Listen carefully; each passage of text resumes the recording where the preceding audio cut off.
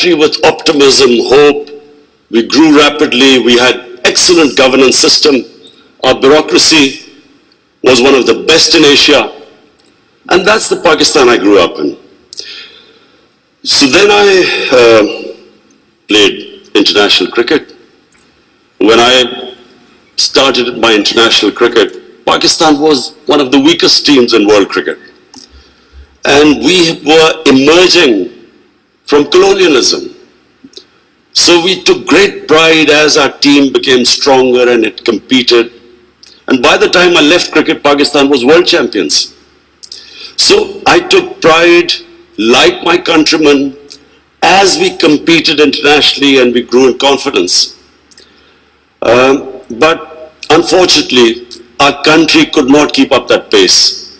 Countries have, life of a country is in cycles. It's never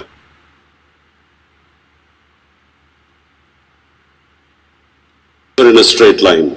You go up, you go down, course correction, countries come up, some countries don't go up. So in Pakistan's case, we were going up, and then various things happened when we started our down cycle. So when I left cricket, I started building the first cancer hospital in Pakistan. Reason was because my mother died of cancer.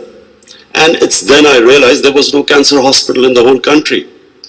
And then it occurred to me that people like me who were well off, I could afford to take my mother for treatment abroad, but what happened to the common man? Cancer is one of the most expensive treatments. So I started this movement really. I went into the public to collect money to build this hospital. And so I'm just explaining to you how I got into politics. So one was cricket, watching our country grow up as a cricketing nation, the pride that we could compete internationally and become world champions. Second was this cancer hospital. When I went to the public to collect money, I realized that our people are very generous and strong.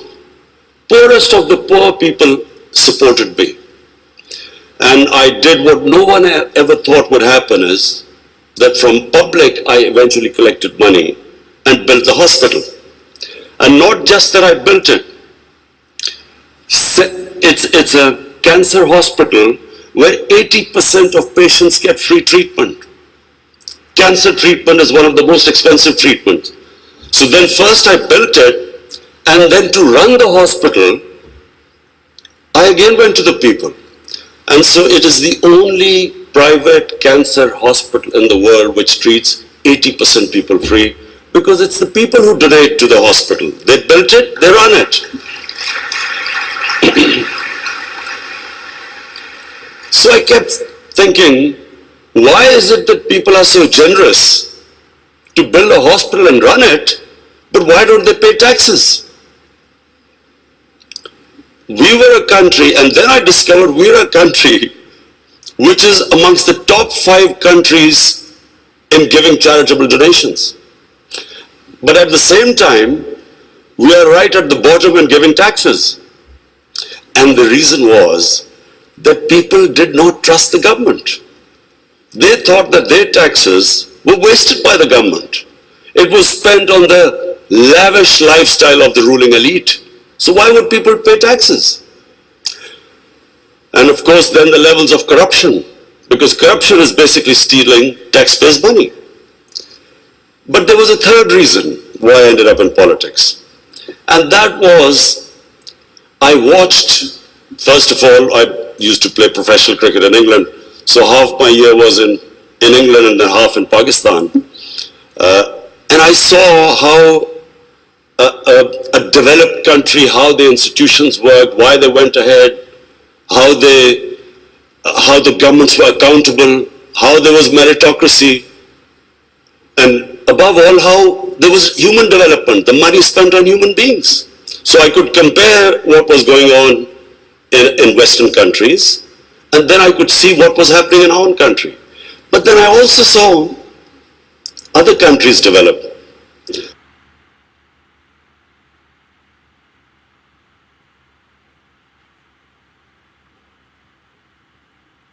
and one of them was UAE. I used to play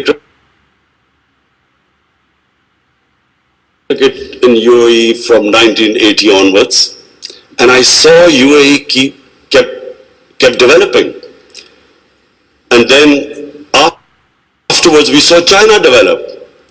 So the common thing in all countries that have gone ahead is governance. And governance has two aspects. One is a government has to be accountable. The more accountable a government, the more clean a government, the more successful it is. And secondly, again I repeat, is meritocracy. The better the system of getting the best talent to the top, the better the country. Let me just give you a sporting example. Australia is the most successful cricketing country in cricket history of over 200 years, because Australia has the best system of bringing its talent up. Pakistan, in my opinion, and I'm not prejudiced, I understand cricket better than probably everyone in this hall. Pakistan has the greatest talent of all the countries I've played. I've never seen as much talent as in Pakistan. But we do not have a system of bringing that talent up. So what's the point of having great talent if you do not have a system of meritocracy which brings the talent up? And that's in every field. In the 60s, the reason Pakistan went up, because our civil service exam was the toughest. It was the most, all the young people wanted to go into Pakistan civil service. It was the toughest exam, we had the best talent that came up, and in 60s, the reason we progressed, one of the main reasons was a civil service of very high quality. And gradually, as our system of merit went down, so did the country. So, I wanted Pakistan to go up. And as I said, I saw UAE going up, Dubai, each year you came, it changed. It got better and better. And similarly, and of course the greatest example is China. For me, the thing about China which is just remarkable, no nation in the history of mankind has done what China has achieved. In 30 years, they have brought 700 million people out of poverty. It is just a phenomenon which has never happened in human history. And of course, my motivation, again, of the Pakistan I wanted to see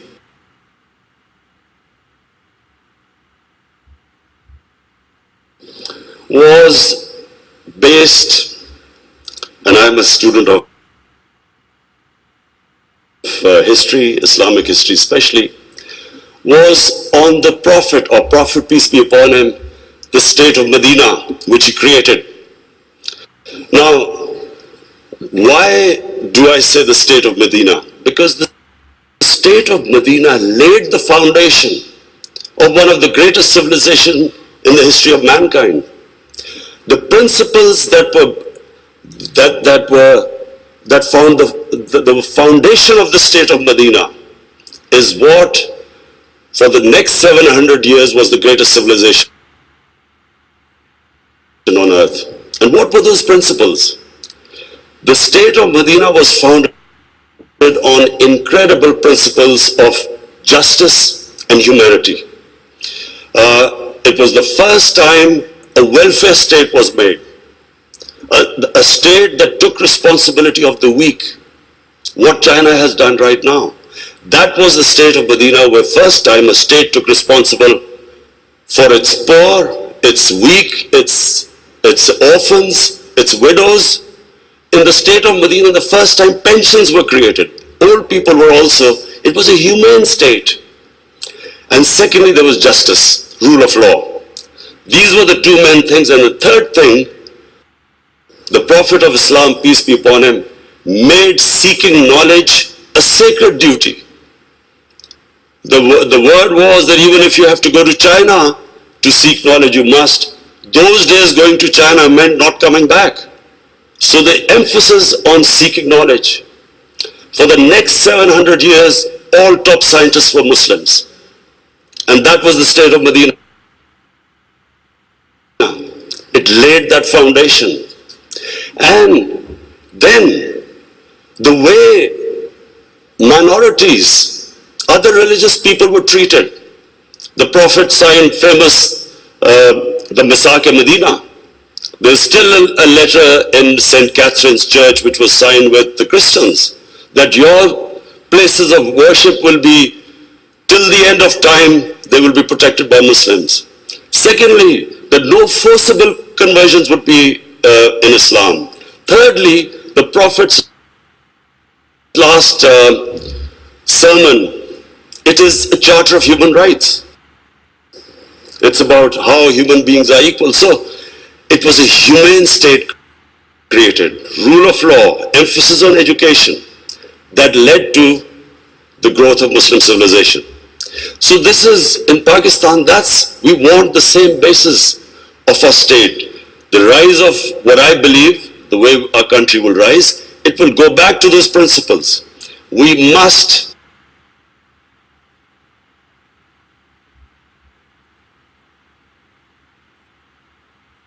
number one, have rule of law, everyone equal before the law. State must be accountable.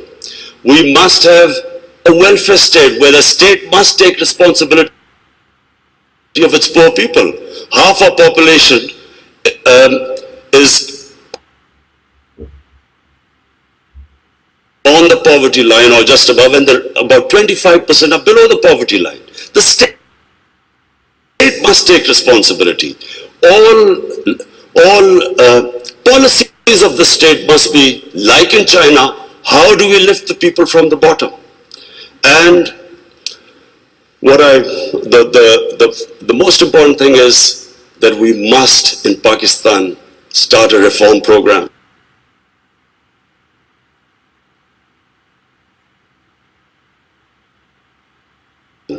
Reforms are painful, but it is essential if we have to get out of our current problems. So, first of all, I joined politics in '96. From '96 to 2013, there was a very small party. Most of the time it was one step up and three steps down.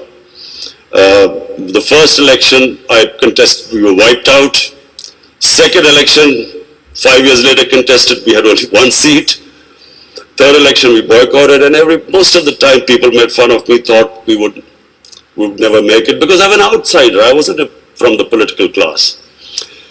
But one big lesson from sports which I learned, you only lose when you give up. So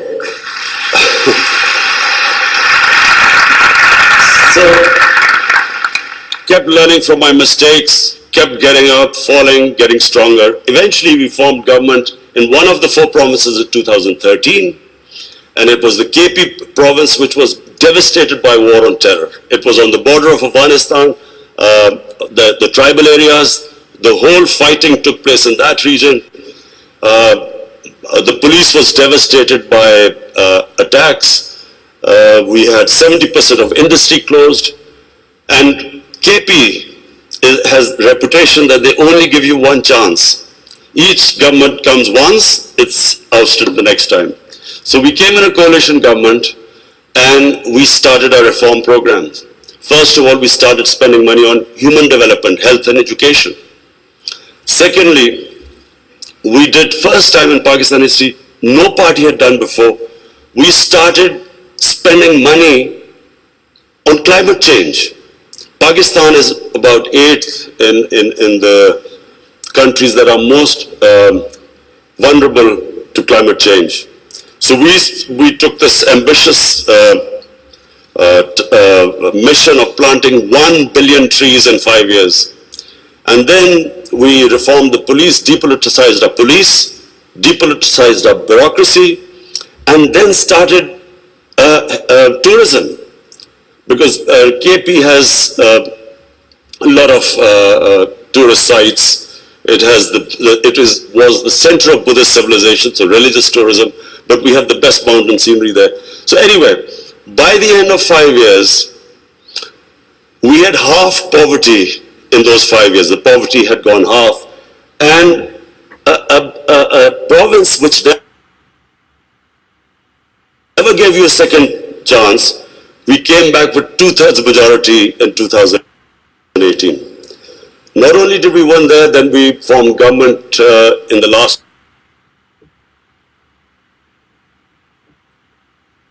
election. We got 17 million votes, which is the highest ever won by a party. And so now we have a reform agenda. And as I repeat, reforms are painful. You know, when you take reforms, when you make reforms, people suffer. They go through difficult times.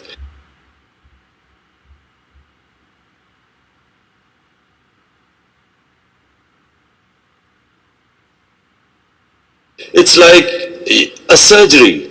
When you conduct surgery, for a while, the patient suffers, but then he improves. The worst thing that can happen to a society is that you keep postponing reforms because of the fear that you will have opposition, the vested interest will stand up and you don't do reform. So we've started on an ambitious reform program.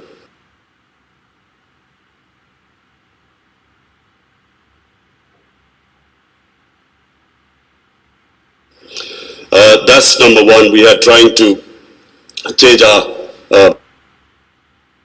improve all our economic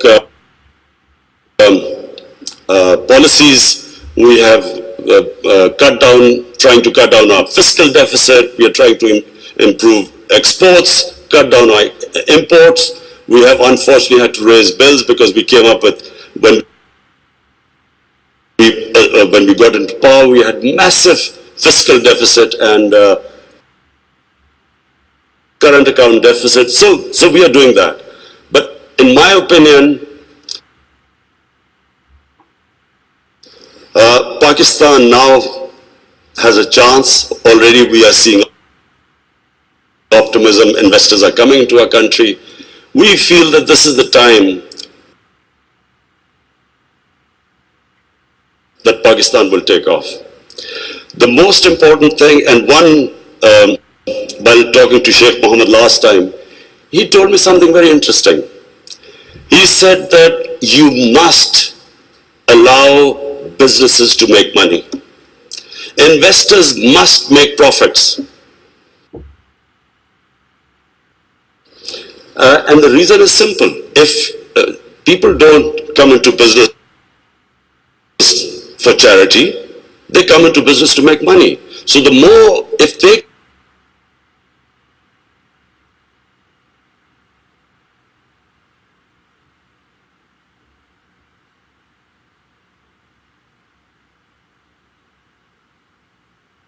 can make money, more people come and invest. So this is what we've done.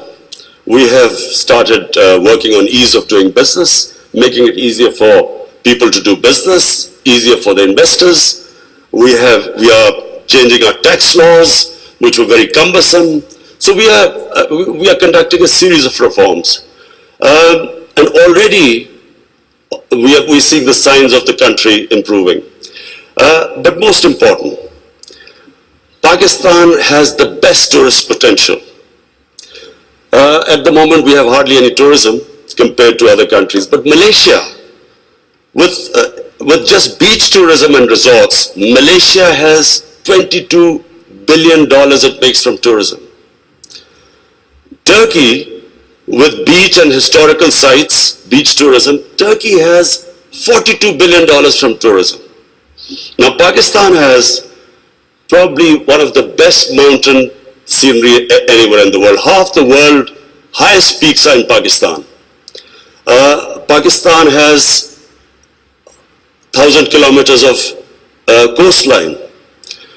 Pakistan has the oldest historical monuments, probably as old as anywhere in the world. We have Indus Valley civilization, which is 5,000 years old. We have Peshawar, the oldest living city in the world, 2,500 years. Lahore and Multan, ancient cities. But what we have, probably more than any other, hardly any other country has, is religious tourism. We have, for Muslims, we have the Makkah and Medina of the Sikhs. The Sikh religion has the two holiest sites in Pakistan, and we've just opening those sites for Sikhs, and we have opened up a visa regime. First time in Pakistan, we have 70 countries which can come in and get visa at the airport. We also have, I mentioned Buddhist civilization, the Gandhara civilization, which was the cradle of Buddhist civilization, is in KP, north of Islamabad. Some of the ancient sites, the biggest sleeping Buddha, 40 feet, is in Haripur. And then we have, for the Sufis in Islam, we have some of the greatest highest number of Sufi shrines all over Pakistan. So what we are doing is we are opening up the country, we are opening up for tourism, investors, and I would like to finish my talk by saying something else which Sheikh Mohammed said. Sheikh Mohammed said, apart from this great thing which has stuck in my mind, that a businessman must make money. You see, what happened in Pakistan was people were making money. Then came 70s and we had a socialist government. When the socialist government came in, everything went anti the big businesses. They was nationalized. And the mindset of our bureaucracy and our politicians was that somehow making money was a sin. So now we are reversing the whole thing. We are now asking businesses that, look, we will help you in making money, because the more money they make, the more investment will come. But the only thing is, the money, as we create wealth, that wealth will be used to lift people out of poverty. So we want an equitable growth. We don't want the rich to get richer and the poor to get poorer. I'm really against this neoliberal economics where you have 62 people owning as much wealth as 3 billion people on this earth. I think that the distribution of growth should be equitable. But the last thing I want to say about what Sheikh Mohammed, I still remember. It's very important that to take risks in life. Sheikh Mohammed said that when 9/11 took place, he immediately called up Sheikh Ahmed and Emirates Airline and said, buy aircrafts and engines of aircraft, because everything went down. Prices of planes went down. People were not flying as much. This is the key, in my opinion. This is the difference between very successful people and people who don't take risks. I have played 20 years of international cricket. I saw a lot of players with a lot of talent, but they never made it big because they were scared of losing. They would not take risks. Players with less talent, but that ability to take risks, chances, they also had bad times. But eventually, the ones who took more chances and risks were the ones who made it big. This is the time, my last word is to the investors. This is the time to come to Pakistan when it is just going on the upswing. This is the time to invest in the country. And don't miss the boat. Thank you.